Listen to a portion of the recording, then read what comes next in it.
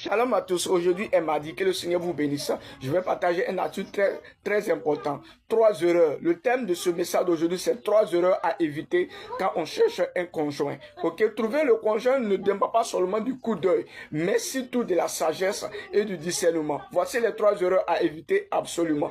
La première erreur, c'est laisser guider par les apparences.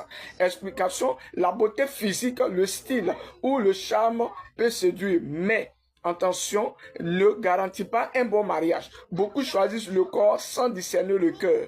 Référence biblique, l'Éternel ne considère pas ce que l'homme considère. L'homme regarde l'apparence, mais l'Éternel regarde le cœur. Ce qu'il faut faire, apprendre à avoir le discernement au-delà du physique pour discerner les intentions et la maturité spirituelle de la personne.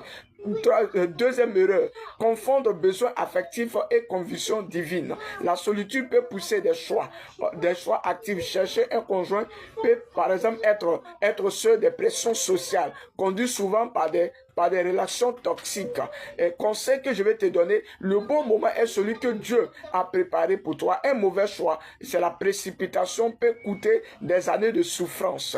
Ce qu'il faut faire, laisse-toi guider par la paix intérieure et les affirmations divines, par l'urgence émotionnelle, pas l'urgence émotionnelle. Troisième erreur à éviter, négliger la comptabilité spirituelle. Être attiré, c'est bien, mais être uni dans la foi, dans la vision, dans les valeurs, c'est essentiel. Deux personnes peuvent s'aimer, mais n'allez pas dans des directions contraires. Ne vous conformez pas avec des infidèles sous un joug étranger. 1 Corinthiens 4, verset 14. Ce qu'il faut faire, c'est de chercher un partenaire qui partage ta foi, qui partage ton appel, qui partage tes principes de vie. En conclusion, ce qu'il faut retenir, choisir un conjoint est l'une des décisions les plus importantes dans ta vie. Ne laisse pas personne te tromper par l'émotion, par les apparences. Cherche Dieu, sois patient, évite ces 3 pièges. Et toi, dis-moi, quelle erreur as-tu déjà faite ou vu quelqu'un faire?